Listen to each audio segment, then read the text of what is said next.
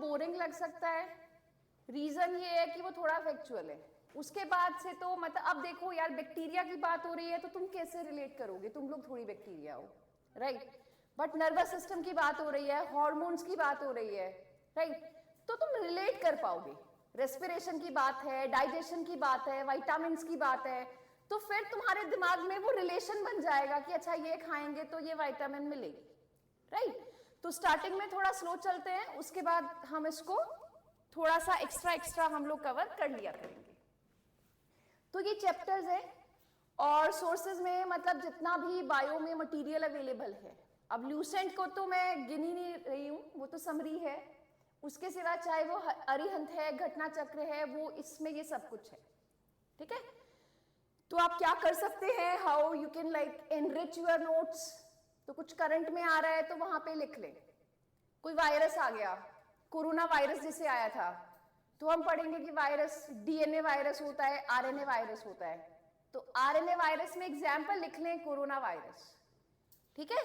तो ऐसे आपके वो किलर नोट्स बन जाएंगे कि अच्छा हाँ चीजें यहीं से आती हैं फिर, ठीक है।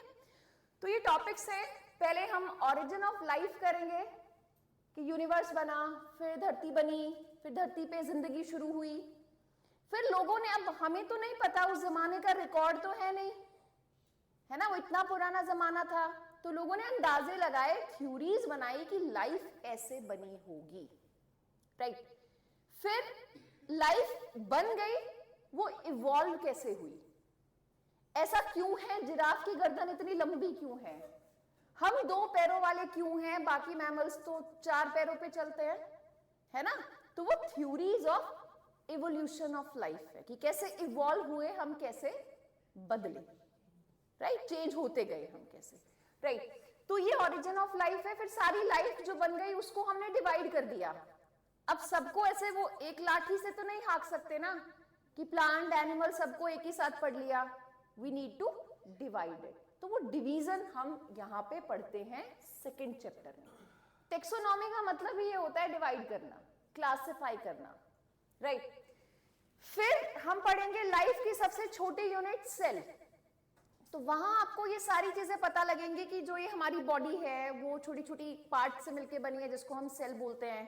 जैसे एक बिल्डिंग ब्रिक्स से मिलकर बनी है, तो वो एक सेल के अंदर क्या क्या है वो हम पढ़ेंगे। हम निमोनिक भी ट्राई करेंगे यूज करने का कि कैसे किसी चीज का हम रट्टा मारे। अब जो चीज समझ में नहीं आती तो उसका क्या सॉल्यूशन है, रट लो उसको, है ना। जहां समझ फेल हो जाएगी वहां हम रट्टा मार लेंगे, बट क्वेश्चन हम सारे करके आएंगे, है ना। ऐसा नहीं है कि मेरे को समझ में नहीं आया ये चैप्टर तो मैंने छोड़ दिया, ये क्वेश्चन नहीं होंगे, भाई उसको रट के चले जाएंगे, राइट। तो निमोनिक्स हम बीच बीच में डिस्कस करते रहेंगे। सेल मिलके टिश्यू बनाती है, टिश्यू से ऑर्गन बनते हैं, ऑर्गन से ऑर्गन सिस्टम, तो फिर हमारे ये ऑर्गन सिस्टम शुरू हो जाएंगे यहां से। उनको छोड़ दे तो न्यूट्रिशन मतलब खाना, प्लांट कैसे कैसे प्लांट्स होते हैं, प्लांट्स में क्या क्या स्ट्रक्चर होते हैं, राइट। रिप्रोडक्शन को हम बाद में भी कर सकते हैं, वो भी एक तरह से मतलब सिस्टम ही है, रिप्रोडक्टिव सिस्टम।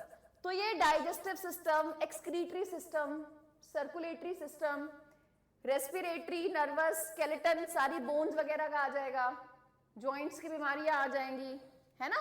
तो ये वो पार्ट है जो आप बहुत इजीली कर पाएंगे, बहुत रिलेटेबल है, आप ही की बात है, राइट। एंडोक्राइन में हार्मोन्स, जेनेटिक्स, आपका आई कलर, आपका हेयर कलर आपके पेरेंट्स के जैसा है, देख के पता लग जाता है बच्चा किसका है ना। तो वो भी बहुत इंटरेस्टिंग पार्ट है। Heredity and evolution, health and diseases, ये थोड़ा सा ट्रबल करता है क्योंकि हमें ये लर्न करना पड़ता है कि बीमारी किससे होती है। तो उसका सॉल्यूशन है जो न्यूज में चल रहा है वो भी पढ़ लोगे तो भी काम चल जाता है, right. Biotech, environment, ecology and ecosystem, agricultural science, economic zoology and economic botany, छोटे छोटे टॉपिक हैं जहां पे हम करंट अफेयर्स को ऐड करने की ट्राई करेंगे, ठीक है। तो ये हमारा पूरा बायो का सिलेबस है। Once we are done with it तो हम फिजिक्स पढ़ेंगे और केमिस्ट्री पढ़ेंगे, ठीक है। तो अब क्लास में आने का क्या फायदा होगा, अस्सिप की नोट्स मिलेंगे कि हम क्लास में उसको बहुत सिंपल करके लर्न करेंगे, ठीक है, कि जैसे हम यहां से जाएं तो हमें याद हो, एज लॉन्ग एज आप क्लास में जागते हुए रहें, राइट। तो थोड़ा ध्यान रखें, अगर कोई सो रहा है तो उसको उठा दे, ठीक है।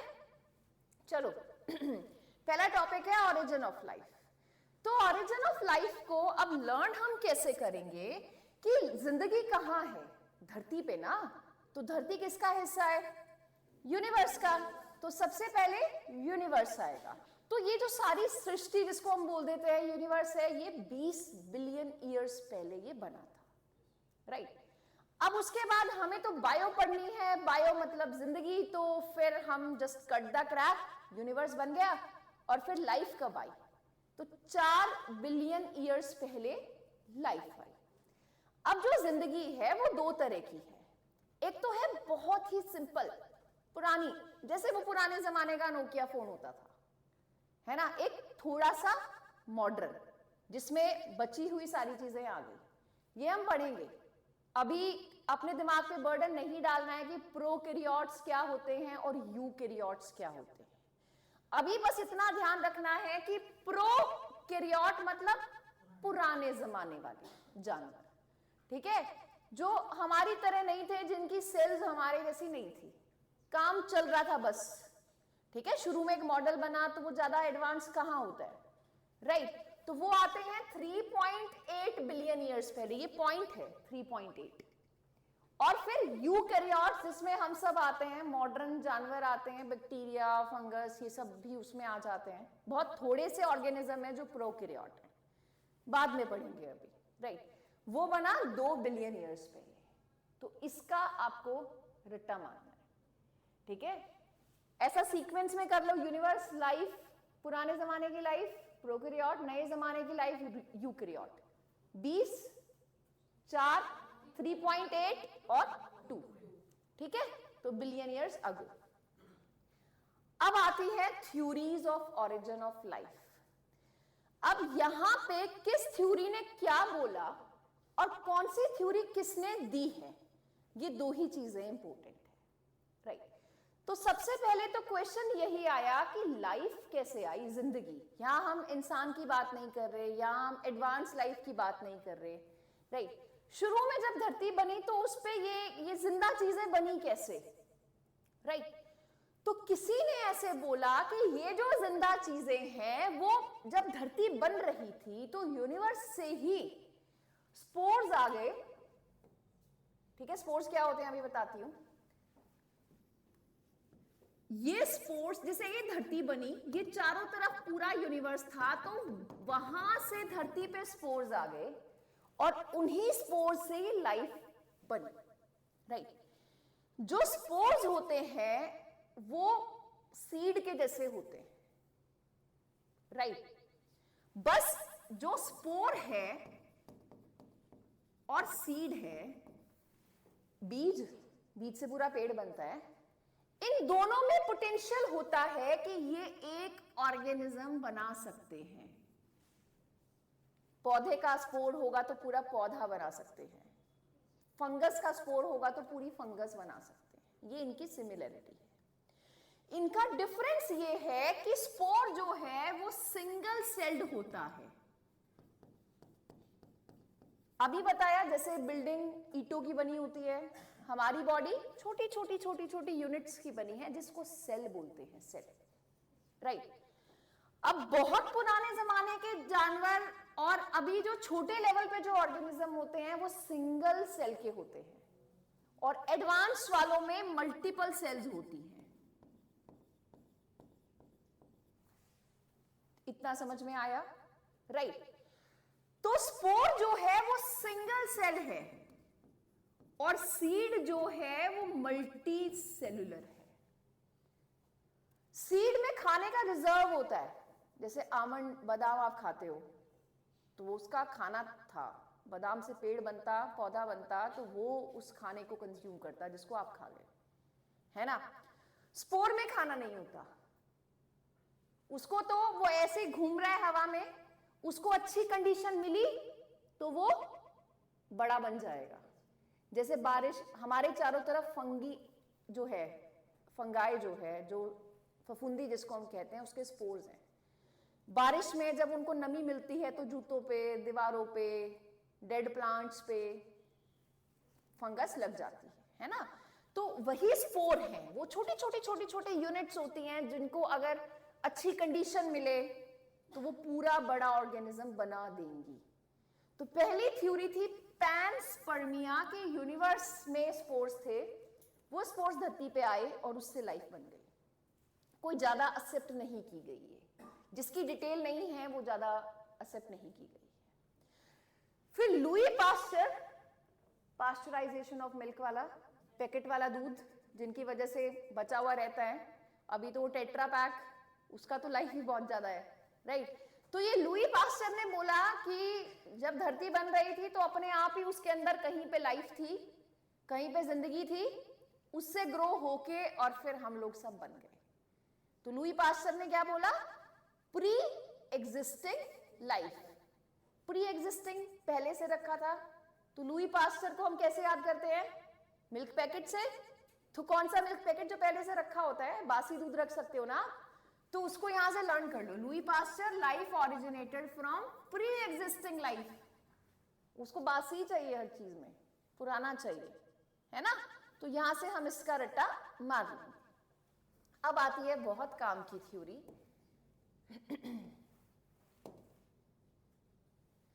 थ्योरी ऑफ केमिकल इवोल्यूशन, या फिर जिसको हम मटीरियलिस्टिक थ्योरी बोलते हैं। हुआ क्या कि ये दो साइंटिस्ट थे, ओपेरन एंड हेल्डेन। उन्होंने क्या बोला कि जब धरती बन रही थी तो ऐसे इमेजिन करो, गड्ढे में एक मिक्सचर था। किसका मिक्सचर था, उन चीजों का मिक्सचर था जो जिंदा नहीं थी। उसको हम बोलते हैं इनऑर्गेनिक। ऑर्गेनिक जो शब्द है उसके अलग अलग मीनिंग होते हैं। ऑर्गेनिक फूड बिना पेस्टिसाइड वाला, और वैसे ऑर्गेनिक का मतलब क्या होता है, जिसमें कार्बन होती है, जो लिविंग होता है ना।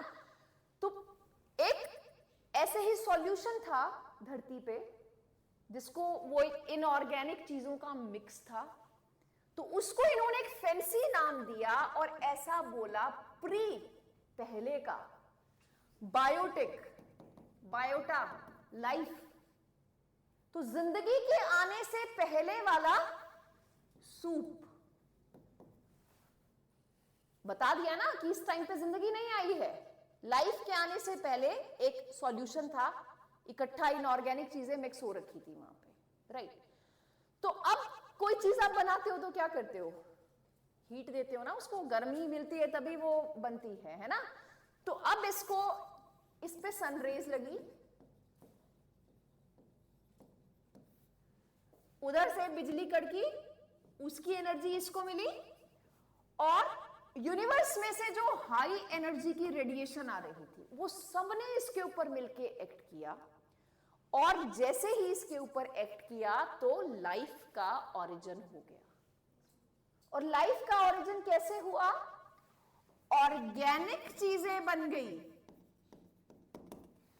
प्री ऑर्गेनिक से, प्री बायोटिक से, इनऑर्गेनिक से ऑर्गेनिक चीजें बन गई। कैसे बनी, तीन जगह से एनर्जी थी, बिजली चमक रही थी, बीच बीच में धूप निकल रही थी, और बहुत तेज रेडिएशंस आ रही थी हाई एनर्जी वाली, वो सब मिला और क्या बनता है, लाइफ बन जाती है। सबसे पहले क्या बना था, वाटर एंड अमोनिया। ये जो प्रेजेंट था ना यहाँ पे, ये वाटर एंड अमोनिया प्रेजेंट था, उसी पे चीजें एक्ट किया और लाइफ बन गई।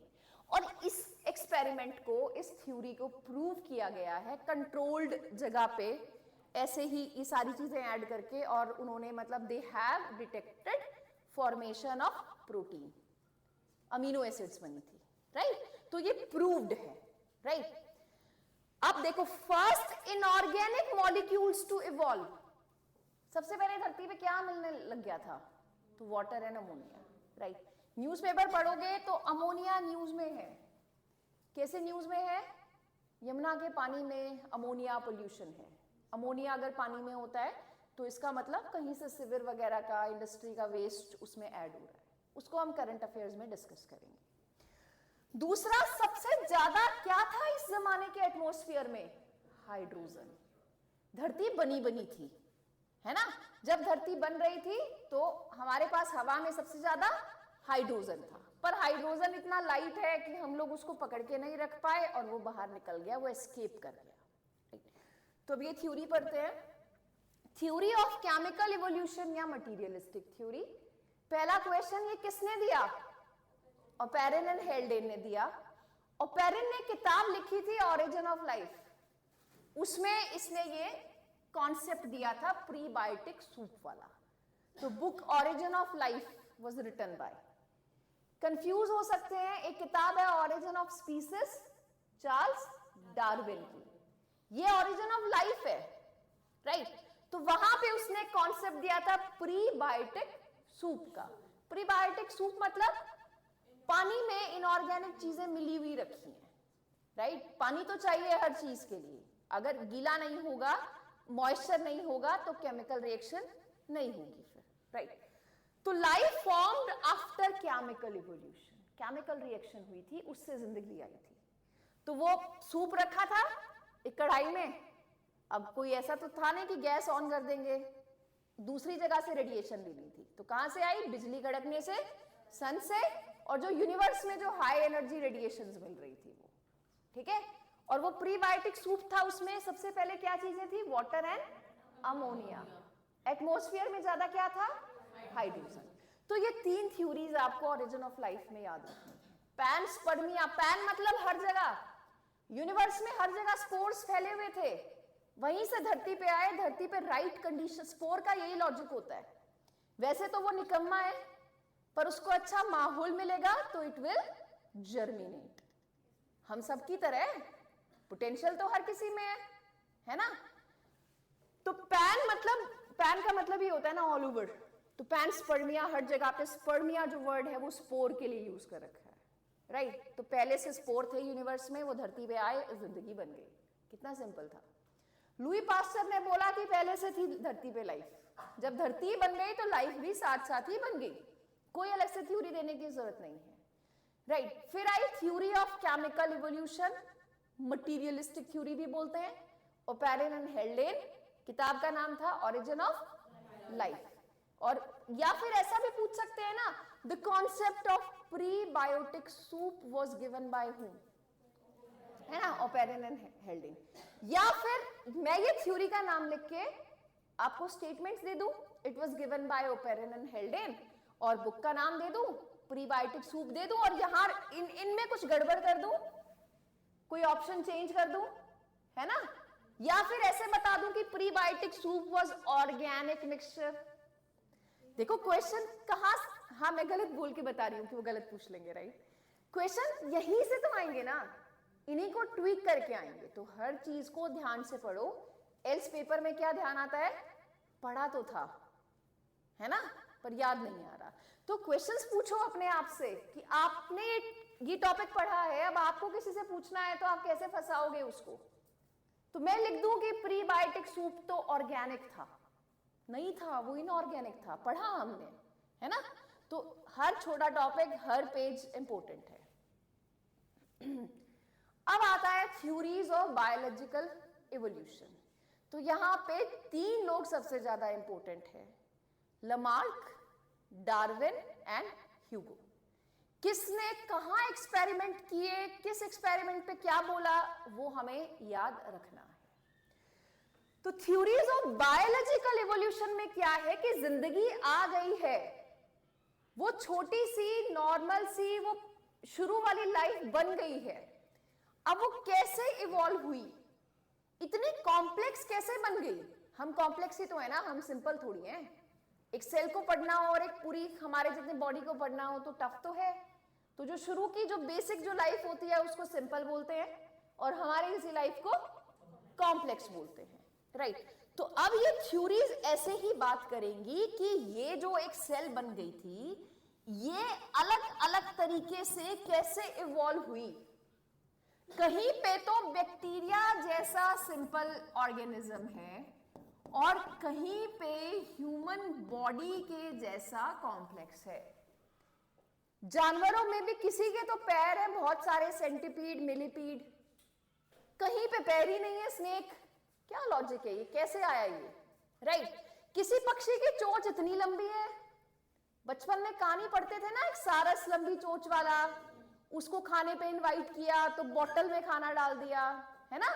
वहां से यही तो सीखा ना कि जो चोंच होती है अलग अलग तरीके की, वो आपके खाने को इंपेक्ट करती है कि आप कैसे खाएंगे। जो पानी में से मछलियां पकड़ते हैं उनकी बीक्स लंबी है, जो जमीन से दाना चुगते हैं उनकी बीक कैसी है? छोटी छोटी। राइट। तो ऐसा कैसे हुआ कि किसी जानवर की चोंच किसी तरीके की है, किसी की किसी तरीके की? राइट। तो इन सब का जो आंसर है वो थ्योरीज ऑफ बायोलॉजिकल इवोल्यूशन देंगी। याद क्या रखेंगे यहां पे? लमार्क, इसके आगे के और लगा लेना, वो मिसिंग है। चार्ल्स डार्विन, और हम याद रखेंगे ह्यूगो। इन्होंने किस पे एक्सपेरिमेंट किए और कहां किए वो भी याद रखेंगे। पहली थ्योरी है लमार्क की, थ्योरी ऑफ एक्वायर्ड कैरेक्टर। ये वैसा ही है जैसे सपोज कि मैं रनिंग करती हूं और मेरे जो मसल्स हैं ना वो बहुत स्ट्रांग बन गए हैं। लमार्क ये कहता है कि वो स्ट्रांग मसल बनने से, वो अच्छा फिट होने से मेरे जिंदगी जीने के चांसेस बढ़ गए। राइट। तो अब नेचर उसको प्रिडिक्ट कर लेगी, मेरी जो बॉडी वो इतनी स्मार्ट है कि जब आगे जब जनरेशंस पैदा होंगी, they will inherit those muscles. ऐसा लमार्क ने बोला। तो कहीं ना कहीं वो तो ठीक नहीं है। राइट। बट कुछ बातें हैं इसकी जो हमें पता होनी चाहिए। तो समझ में आया logic? Theory of acquired character, कि जिनके साथ मैं पैदा नहीं हुई हूं बट मैंने अपनी जिंदगी जीते हुए over the period of time उनको एक्वायर किया है, उनको हासिल किया है। तो लमार्क ये कहता है कि वो चीजें अगर वो मेरे लिए फायदेमंद है तो वो आगे मेरे बच्चों में जाएंगी। और लमार्क इस चीज को जिराफ और सांप का एग्जाम्पल देके समझाता है। कहता है कि पहले जो जिराफ थे वो नॉर्मल गधों के जितनी गर्दन के, गधे घोड़े जितनी गर्दन के होते थे। तो नीचे वाली जो लेयर थी, अब ये पेड़ है और ये इधर वाली ब्रांच तक तो गधा भी चला जाएगा, घोड़ा भी चला जाएगा, हाथी भी चला जाएगा। ये खत्म होती गई, ऊपर पेड़ हरा भरा है। तो जिराफ ने अपनी गर्दन को उठा के खाना शुरू किया। जनरेशन पे जनरेशन जाती रही, गर्दन पे जोर लगाने से गर्दन लंबी होती चली गई। और अब जिराफ मतलब लंबी गर्दन वाले। राइट। ऐसे ही सांप जो है वो बिल में रहता है, उसके भी छिपकली की तरह पैर होते थे, 4 पैर होते थे। राइट। पर बिल में ऐसे रेंगने के लिए उसको पैरों की जरूरत ही नहीं थी। तो धीरे धीरे उसके पैर खत्म हो गए। तो ये 2 एग्जाम्पल देके लमार्क ये समझाता है कि जो आदतें, जो बॉडी का स्ट्रक्चर हमें जिंदा रहने में मदद करता है, जो हमारे लिए बेनिफिशियल है, तो आगे बच्चे भी वही लेकर पैदा होते हैं। यह है theory of acquired character Lamarck. Lamarck ने क्या बोला? नए कैरेक्टर कैसे आते हैं? Use and disuse of organs. जैसे जब हम आदि मानव थे तो अपेंडिक्स का यूज था, अब नहीं है, तो अपेंडिक्स रहे ना रहे, खत्म, उसकी जरूरत ही नहीं है। पहले हम बंदरों की तरह 4 पैरों पे चलते थे। राइट। फिर हमने खड़ा होना शुरू किया। जब हम जंगल से निकल के घास के मैदान पे आए तो हमें दूर तक देखने के लिए हाइट पे जाने की जरूरत थी, हाइट थी नहीं कहीं पे, तो हम खड़े होने लग गए। तो हाथ का यूज बदला, चलना नहीं, अब ग्रिप करने के लिए यूज होने लग गया। ये है use and disuse of organ. क्यों ऐसी आ रही है? लंबी गर्दन वाली जिराफ पे ऐसे आ गई? अच्छा, पर अच्छा है ना, मतलब प्लेजेंट तो रहना चाहिए ना, स्माइली फेस नहीं। चलो ठीक है। लमार्क क्या कहता है कि नए नए ऑर्गन्स, नई नई कैरेक्टरिस्टिक कैसे आती है? Use and disuse of organ. Right. ठीक है। दूसरा, आपकी कंडीशंस ऐसी है नेचर की कि भाई ऐसा करना ही पड़ेगा। ये खाना ऊपर अवेलेबल है, क्या करें, गर्दन तो उठानी पड़ेगी, सीढ़ी तो ये नहीं है ना। इनर वांट, इनर विल, मैं ऐसा करना चाहता हूं, मुझे तो ऊपर वाला ही खाना खाना है। ठीक है, मेरे को तो रेंग के ही चलना है, मुझे तो पैर चाहिए ही नहीं। है ना। तो लमार्क कहता है कि ये जो तीनों अगर प्रेजेंट होते हैं, इनमें से कुछ भी प्रेजेंट होता है, तो उससे क्या होता है, नई कैरेक्टरिस्टिक्स आ जाती है। मैंने किसी चीज को कहते हैं ना, दिमाग को जितना यूज करो उतना शार्प होगा, वही लॉजिक है, राइट। तो Lamarck, as per Lamarck, which of the following results into new characters? तो 4 ऑप्शंस में से आपको ये पता होना चाहिए कि लमार्क ने कौन सी 3 बात बोली थी, ठीक है। किस चीज को आप ज्यादा यूज कर रहे हो, किसको आप यूज नहीं कर रहे हो, आपका एनवायरमेंट क्या है, नेचुरल एनवायरमेंट, राइट। अब सांप को बिल में ही रहना था, उसको पैर की जरूरत ही नहीं थी, है ना। और inner want, inner will, right. अब लमार्क की एक किताब थी फिलोसफिक जूलॉजिक, तो वहां पे उसने ये कॉन्सेप्ट दिया था। तो लमार्क ने कौन से 2 एनिमल्स का एग्जाम्पल दिया था, giraffe and snacks, right. Okay, अब आती है next theory of organic evolution. ये दी थी चार्ल्स डार्विन ने। तो देखो क्या होता है कि एक गैलापागोस आइलैंड है, राइट। गैलापागोस आइलैंड जो है वो आर्कीपेलेगो है। आर्कीपेलेगो मतलब आइलैंड्स का समूह, राइट। तो ये साउथ अमेरिका के इक्वाडोर के अंडर आता है, राइट। तो ये जो आइलैंड है ना, इसका ये आज के दिन की अगर मैं बात करूं तो यूनेस्को की वर्ल्ड हेरिटेज साइट है। और नॉर्दर्न हेमिस्फीयर में, ये हेमिस्फीयर का कॉन्सेप्ट आपको क्लियर होगा, ये धरती इक्वेटर उसको 2 इक्वल पार्ट्स में डिवाइड करता है, जिसको हम क्या कहते हैं, हेमिस्फीयर। Northern, southern. साउथ में अंटार्कटिका है, यहां पे आर्कटिक है, राइट। आर्कटिक पे मिलते हैं पोलर बियर, अंटार्कटिका में मिलते हैं पेंगुइन, जो ऑस्ट्रेलिया में मिलते हैं, न्यूजीलैंड में मिलते हैं, साउथ अमेरिका में मिलते हैं। बट सबको देखें तो क्या पता लग रहा है कि यार ये जो पेंगुइन्स है वो तो साउदर्न हेमिस्फीयर में ही है ना। तो इकलौता पेंगुइन, वो इकलौती जगह जहां पे नॉर्दर्न हेमिस्फीयर में भी पेंगुइन मिलते हैं, वो है गैलापागोस आइलैंड। वहां पे गैलापागोस पेंगुइन्स मिलते हैं। समझ में आ गया। तो इक्वेटर के नॉर्दर्न साइड पे वो ऐसे है, वो आइलैंड, आधा इक्वेटर बीच में से जा रही है, आधा साउथ साइड पे, आधा नॉर्थ। तो यहां पे पेंगुइन मिलते हैं, इस पे, इनको गैलापागोस पेंगुइन बोलते हैं, राइट। तो यही आइलैंड था जहां पे HMS बीगल पे बैठ के चार्ल्स डार्विन एक्सपेरिमेंट करने गया था।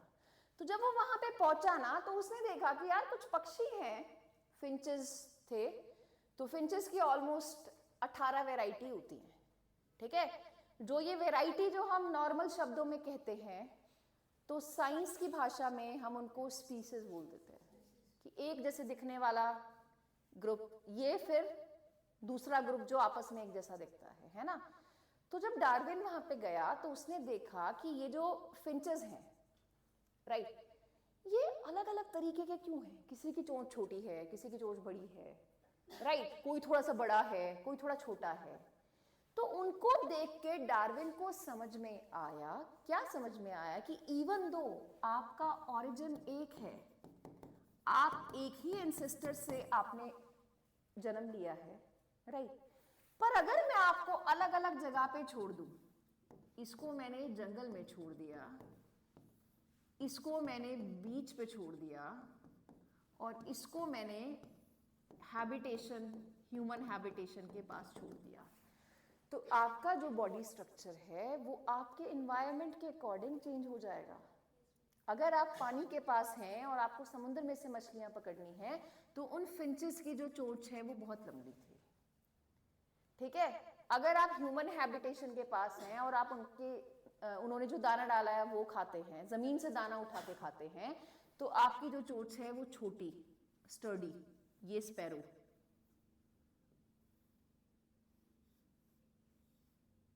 ठीक है, वो पंजे उसकी मदद, समझ में आ गया, स्पैरो के जैसी, है ना।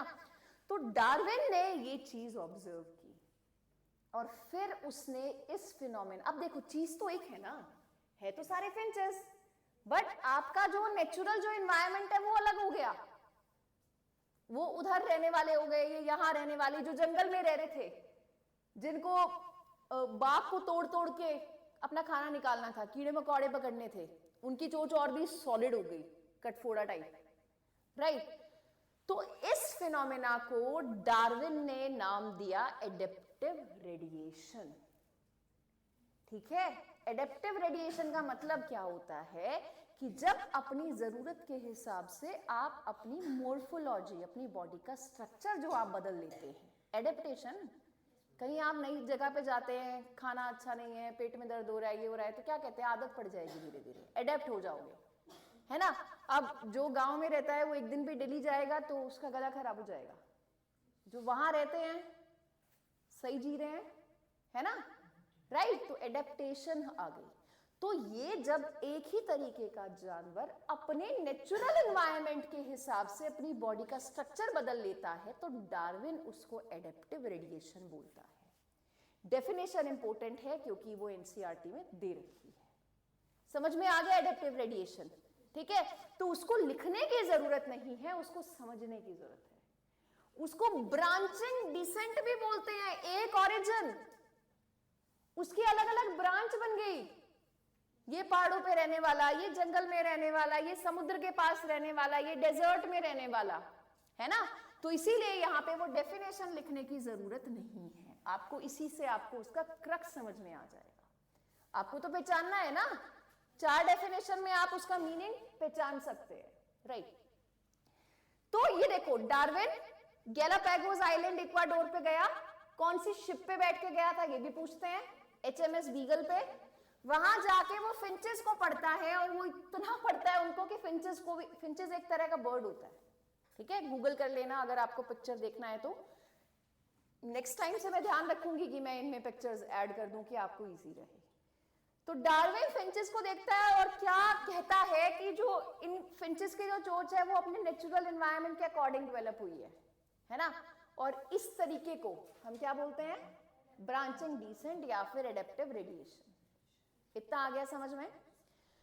फिर डार्विन के जो की आइडियाज थे वो बहुत इंपॉर्टेंट हैं। तो डार्विन ने क्या बोला था कि जो प्रकृति है ना, जो नेचर है, वो सॉर्ट करती है, वो चूज करती है। जो उसको ऐसा लगता है ना कि हाँ भाई इसको कहीं भी डाल दो ये जिंदा रह जाएगा, बाढ़ आ गई तब भी बच जाएगा, सूखा आ गया तब भी बच जाएगा, खाना होगा तब भी बच जाएगा, है ना। मैं वो वृक्ष नहीं जिसको नदियों ने सींचा है, राइट, है ना। तो उसको वो नहीं चाहिए कि जो इजी लाइफ रह सकता है, वो चाहिए जो कहीं भी रह सकता है। तो डार्विन एक कॉमन आइडिया देता है नेचुरल सिलेक्शन का, कि नेचर अपने आप ही जो खराब जो चीजें होती हैं, जो उसको लगता है कि सरवाइव नहीं कर पाएगी, उसको अपने आप ही खत्म कर देती है। आ गया समझ में। ये पॉपुलेशन कैसे कंट्रोल में रहती है कि कुछ ऐसी बीमारी आ जाती है कि एक ग्रुप जो है वो सरवाइव नहीं कर पाता है, पर जो बच जाते हैं वो बहुत स्ट्रॉन्ग कैंडिडेट होते हैं। इतना समझ में आया। अब बहुत जगह पे हमने लिखा हुआ देखा है सर्वाइवल ऑफ फिटेस्ट, है ना। वो नेचुरल सिलेक्शन ही है, जो फिट होगा वही बचेगा। But this term was not given by, this phrase was not given by Darwin. Survival of fittest Darwin ने नहीं दिया था, ये ध्यान रखना। It was given by Herbert Spencer. Darwin की बुक में ये लिखा ही नहीं था कहीं पे सर्वाइवल ऑफ फिटेस्ट। उसने तो बस ये कहा था कि नेचर जो है वो अच्छे अच्छे लोगों को रख लेती है, अच्छे लोगों को नहीं, मतलब अच्छे अच्छे ऑर्गेनिज्म को। अच्छा मतलब व्हाट? यहां पे फिट मतलब ये नहीं है कि इतने प्लान कर लिया और ऐसे पुशअप्स कर लिए, वो फिट नहीं है। बायो की भाषा में वो फिट है जो सबसे ज्यादा रिप्रोड्यूस कर सकता है, ठीक है। Fittest here means one who is capable of reproduction, right, वही फिट है। क्योंकि बायो में नेचर का क्या रूल है कि लाइफ को कॉन्टिन्यूसली रहना है, कॉन्टिन्यूटी में रहना है। तो कॉन्टिन्यूटी कैसे मेंटेन रहती है? रिप्रोडक्शन में। तो ऐसा नहीं है जो बाज बहुत तेज उड़ सकता है भाई ये फिट है इसको जिंदा बचाओ ना, जो ज्यादा रिप्रोड्यूस कर सकता है दैट इज फिटेस्ट। तो नेचर हमेशा एबल कैंडिडेट को चूज करती है, वो नेचुरल सिलेक्शन है। ऐसा डार्विन, ये डार्विन का की आइडिया है और इसी को सर्वाइवल ऑफ फिटेस्ट बोलते हैं। पर ये जो फ्रेज है survival of fittest, it was given by Herbert Spencer. किसको स्पॉन्सर करोगे आप? भाई यही जीतेगा, है ना, इस रेस में तो यही फर्स्ट आएगा। अब टीचर का भी कौन फेवरेट हो जाता है, इसका पेपर तो इस बार पक्का क्लियर होगा। बच्चों में भी मम्मी को भी तो वही अच्छा लगता है जो ज्यादा पढ़ता है, ये मेरा राजा बेटा है, ये मेरी लाडली बेटी है, तू तो पढ़ता ही नहीं, है ना, तो वही है, अच्छा स्ट्रॉन्ग, वो सबको अच्छा लगता है, राइट। चैंपियन नहीं, वो कहते हैं, क्या बोलते हैं उसको, सक्सेस हैज मेनी फादर्स। अभी इंटरव्यू का रिजल्ट आएगा, देख लेना, यूपीएससी वाला, नहीं, हर इंस्टीट्यूट के बच्चे हैं, राइट, और जिनका नहीं हुआ वो किसी के नहीं है, राइट। चलो ये समझ में आ गया आपको। तो जब डार्विन यहां गया था, कहां गया था, गैलापागोस आइलैंड पे, उसी टाइम पे जो ये माले जो आर्किपेलागो है, ये पूरा, यहाँ पे एल्फ्रेड वॉलेस यहाँ पे काम कर रहा था। ये रिलेटेड नहीं है, ठीक है, बट कभी ऑप्शन में आए तो कि किसने कहाँ काम किया है, राइट। अब आता है म्यूटेशन थ्योरी। म्यूटेशन थ्योरी क्या कहती है, म्यूटेशन का मतलब होता है बदलाव आ जाना, सडन चेंज, एग्जैक्टली। हर जगह पे हमें ऐसे ही दिख रही थी, बॉल्स तो ऐसी ही होती है, सडनली ऐसी होने लग गई, राइट, एकदम से। अभी वायरस देखा, गोल गोल गोल गोल था माइक्रोस्कोप में, थोड़ी देर लंच ब्रेक लेके आए, देखा तो स्केयर मिला। तो एकदम से जब कोई चीज बदल जाती है उसको हम म्यूटेशन बोलते हैं। और आजकल हम ये जो म्यूटेशन जो वर्ड है वो हम वायरस के लिए बहुत यूज करते हैं। कोरोना में तो सबने ही सुना था कि वैक्सीन क्यों नहीं बन सकती है, वो बदलता रहता है खुद को एकदम से, उसी को हम म्यूटेशन बोलते हैं, right. Sudden change is mutation. तो ये जो ह्यूगो डी वेरीज था, इसको सिर्फ ह्यूगो ही लर्न कर लो, ये म्यूटेशन थ्योरी देता है। ये कहता है कि पहले वो जो कभी प्रीबायोटिक सूप से ऑर्गेनिक चीजें बनी तो एक तरह की जिंदगी बनी थी, राइट। अब ये अलग अलग तरह की जिंदगी कैसे है, राइट, ये ऐसी कहां से आ रही है। तो उसने उसका रीजन दिया स्पेसिएशन। स्पेसिएशन का मतलब होता है जब किसी स्पीसीज में सडनली चेंज आ जाता है। स्पीसीज आप वर्ड कई बार सुनेंगे। स्पीसीज का मतलब होता है वो ग्रुप जो दिखने में एक जैसा है। ह्यूमन, होमो सैपियंस, मोर और लेस हम सब एक ही जैसे हैं, है ना। वो एक सिर है, फिर वही 2 आंखें हैं, नोज है, लिप्स है, हाथ में फोन है ना, सब एक जैसे हैं हम। तो ये स्पीसीज होता है। तो ह्यूगो ने क्या कहा कि वो जो लाइफ जो ओरिजिनेट हुई थी एक जैसी, अलग अलग कैसे हो गई, राइट। तो अलग अलग ऐसे हो गए कि सडन चेंज आ गया एकदम से। उस सडन चेंज का उसने नाम दिया स्पेसिएशन। स्पेसिएशन को ही सॉल्टेशन बोलते हैं। एक कदम लिया और मैं तो बिल्कुल बदल गई, सिंगल स्टेप लार्ज म्यूटेशन, ठीक है। और ह्यूगो ने ये एक्सपेरिमेंट किए थे इवनिंग प्रिमरोज पे, एक फूल होता है उस पे एक्सपेरिमेंट किए थे और ये कंक्लूजन लेकर आया था। एकदम से ही बदल जाते हैं, उसने ऐसे बोला, चेंज होने वाले ना एक एकदम से चेंज हो जाते हैं, ऐसा उसने कहा। तो स्पेसिएशन का टर्म का मीनिंग आपको याद करना है। स्पेसिएशन क्या है, सॉल्टेशन क्या है ना। तो स्पेसिएशन को ही हम सॉल्टेशन भी बोल देते हैं। सॉल्टेशन इज सिंगल स्टेप, एक ही तो बच्चा पैदा हुआ और वो बिल्कुल ही अलग पैदा हो गया। अब इसके जो सारे बच्चे होंगे वो ट्राइंगल ही पैदा होंगे, ये एकदम से स्क्वायर बन जाएगा, अब उसके स्क्वायर पैदा होंगे, है ना। तो ये ह्यूगो ने ऐसा बोला, राइट। अब रहेंगी कुछ फैक्चुअल चीजें जो मुझे इधर उधर से जो एमसीक्यूज मिले वहां से मैंने बनाई। ये ओरिजिन ऑफ लाइफ आपका खत्म हो गया यहाँ पे, ठीक है। अब एक ही चीज है इसमें, एक ही कॉन्सेप्ट बचा है, वो हमें पढ़ना है। वो कॉन्सेप्ट क्या कहता है कि क्या हमारे हैंड्स और बैट्स के विंग्स सेम है, राइट। तो ऐसी चीजें हैं, वो एक कंपैरिजन है, वो हमें पढ़ना है, बस वही बचा है। अब यहाँ पे वो फैक्ट्स हम पढ़ेंगे जो कहीं पे भी क्वेश्चंस में पूछे गए हैं। दीज आर लाइक PYQs, राइट। Rate of appearance of new life forms, नई चेंजेस किस में आते हैं, हमारे में आते हैं क्या, ह्यूमंस में।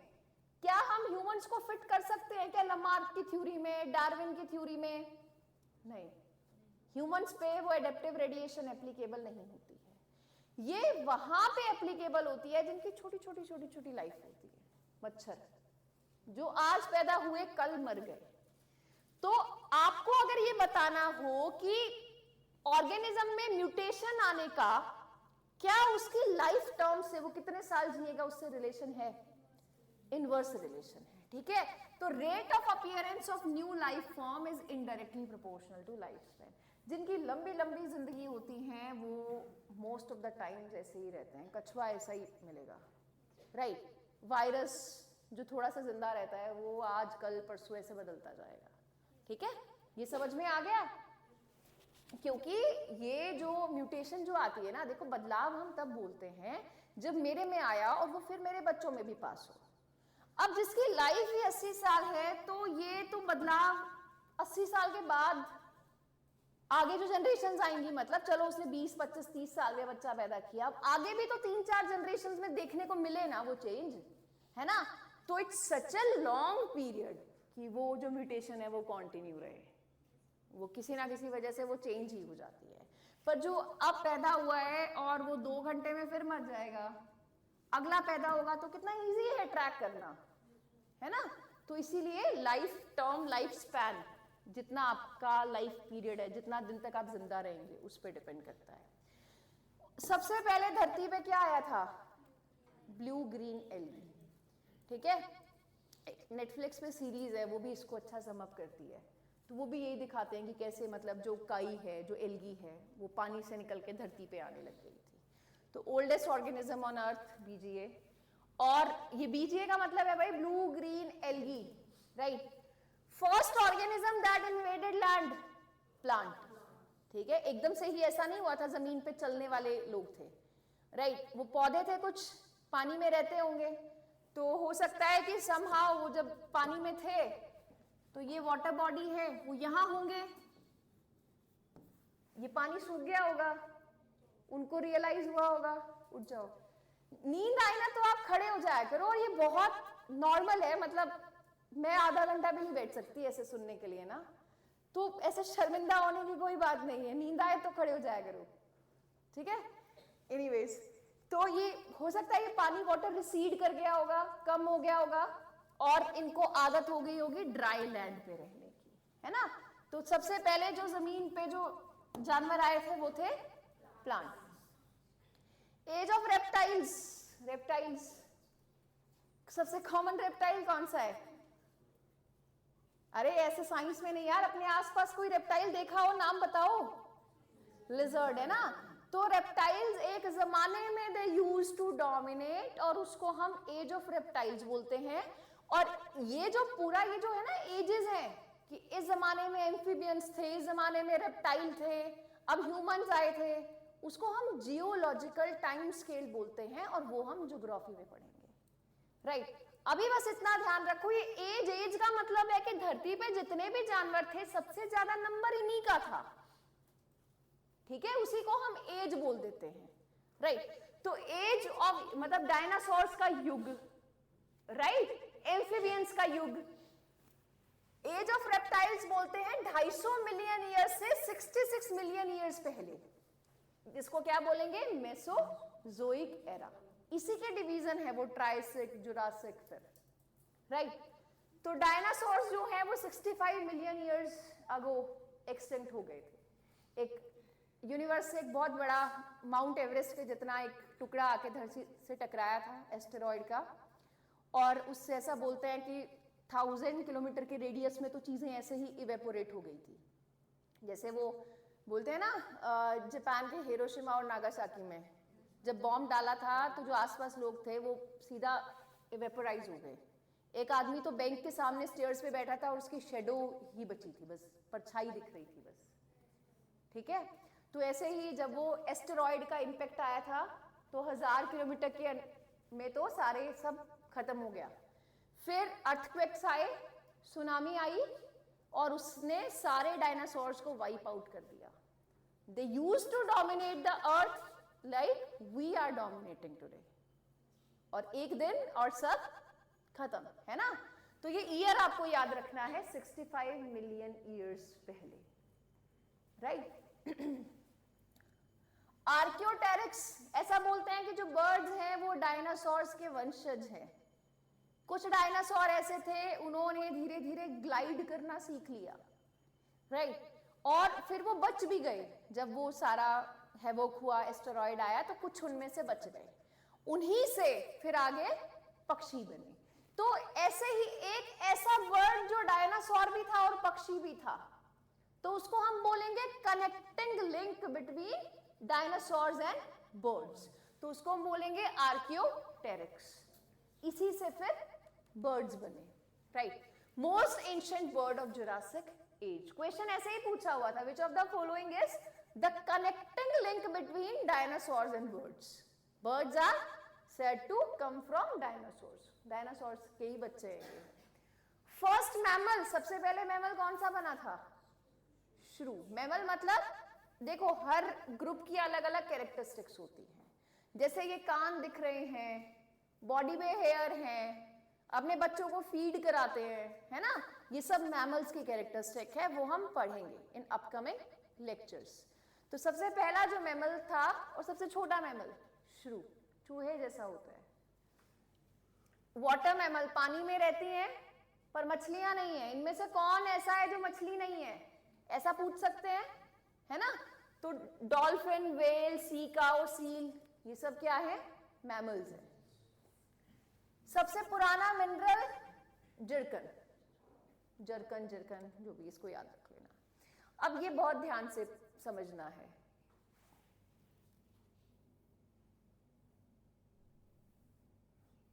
Divergent evolution and convergent evolution, right.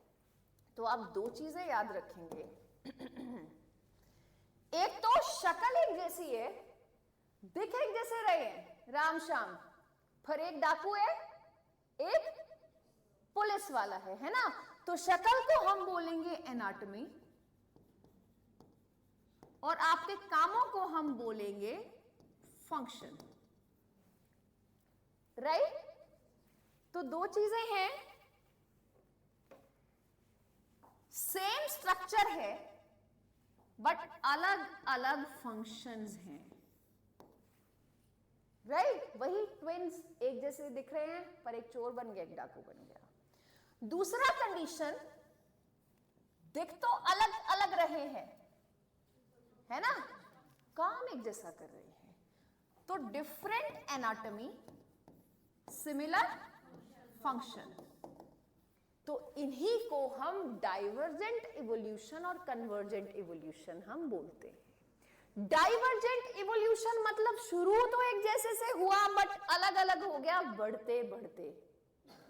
अंदर से स्ट्रक्चर सेम है, वही हड्डियां हैं, वैसे ही काम कर रही हैं, बट एक उड़ने में मदद कर रहा है और एक मारकर पकड़ने में कर रहा है ना।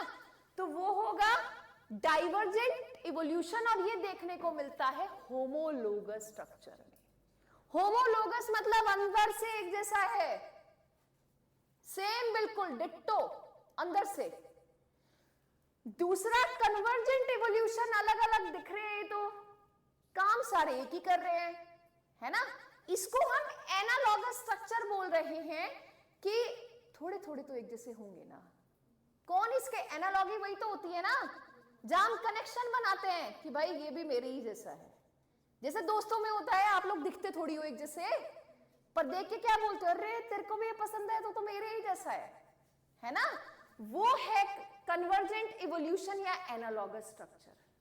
अब यहां पे यही बैटल है, इसको याद करना कि जो डाइवर्जेंट है वो होमोलोगस है, ये याद रखना, है ना।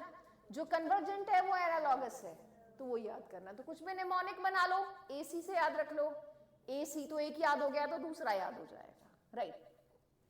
बाकी कन्वर्जेंट और डाइवर्जेंट वर्ड्स खुद को एक्सप्लेन कर रहे हैं, बस इतना ध्यान रखना है कि एक साइड स्ट्रक्चर है, एनाटॉमी है, दूसरी साइड फंक्शन है।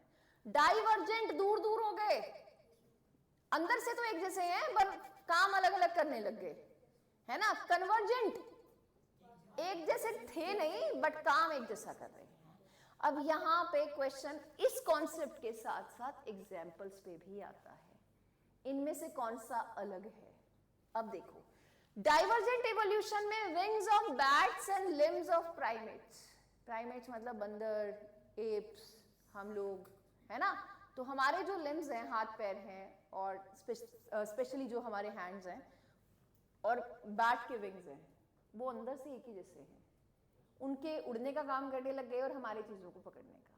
तो आपको इन एग्जाम्पल्स को याद करना है कि कौन सा स्ट्रक्चर एनालॉगस है, कौन सा होमोलॉगस है, राइट। थॉर्न्स ऑफ बोगेनविलिया, ये सुंदर सा प्लांट जिसके फ्लावर्स होते हैं, बोगेनविलिया बहुत कॉमन प्लांट है, राइट। उसके कांटे एंड टेंड्रिल्स ऑफ क्यूकरबिटा, टेंड्रिल्स होते हैं ये ऐसे ऐसे हेयरी टाइप स्ट्रक्चर जो बेल में होते हैं ना, जो ऐसा पकड़ लेते हैं और वहीं पे वो बेल चलने लग जाती है। तो क्यूकरबिटा के टेंड्रिल्स और बोगेनविलिया के कांटे अंदर से एक ही जैसे थे, ये चुभने लग गए और वो पकड़ने का काम करने लग गए। तो you have to memorise these examples, right. इधर wings of bird and butterfly, लगता है ये भी पंख है, ये भी पंख है, एक ही जैसे होंगे, पढ़ा तो पता लगा बिल्कुल ही अलग है यार ये तो, है ना। तो डिफरेंट एनाटॉमी, अंदर से अलग है, काम एक जैसा कर रही है। Eyes of mammals and octopus, तेरी भी आंखें देखती है, मेरी भी आंखें देखती है ना, बट देखा तो उसकी आईज तो बिल्कुल अलग है, हमारे जैसा स्ट्रक्चर ही नहीं है। Flippers of dolphin and penguin, flippers ये पेंगुइन के वो जो हाथ से होते हैं और डॉल्फिन के होते हैं, देख के लगेगा बिल्कुल ही एक जैसे हैं, पर काम दोनों के, अब वो जो अंदर से जो स्ट्रक्चर है वो बिल्कुल अलग है।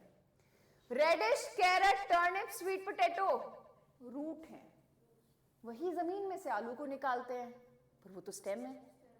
आ गया समझ में? ये एग्जाम्पल्स हैं, एग्जाम्पल्स बहुत इंपॉर्टेंट हैं, ये आपको लर्न करने हैं। यहां हमारा पहला टॉपिक खत्म होता है। आइडियली तो आपको नेक्स्ट टॉपिक भी पढ़ना चाहिए, टेक्सोनॉमी। क्या हुआ, थक गए? We just started, कब स्टार्ट किया था हमने? 9 बजे। मैंने कब शुरू किया था? हो गया है 1 आवर? हाँ, I don't think so, 1 hour तो नहीं हुआ होगा। हो गया यार, हो गया। हाँ चलो ठीक है, ये हम कल करते हैं, ठीक है। स्टार्टिंग में जब थोड़ा सा फैक्चुअल है तो हम उसको थोड़ा लिमिटेड कवर करेंगे। तो मोस्ट प्रोबेबली आपकी क्लासेस ऑल्टरनेट डेज पे होंगी, राइट? ठीक है, ओके, थैंक यू।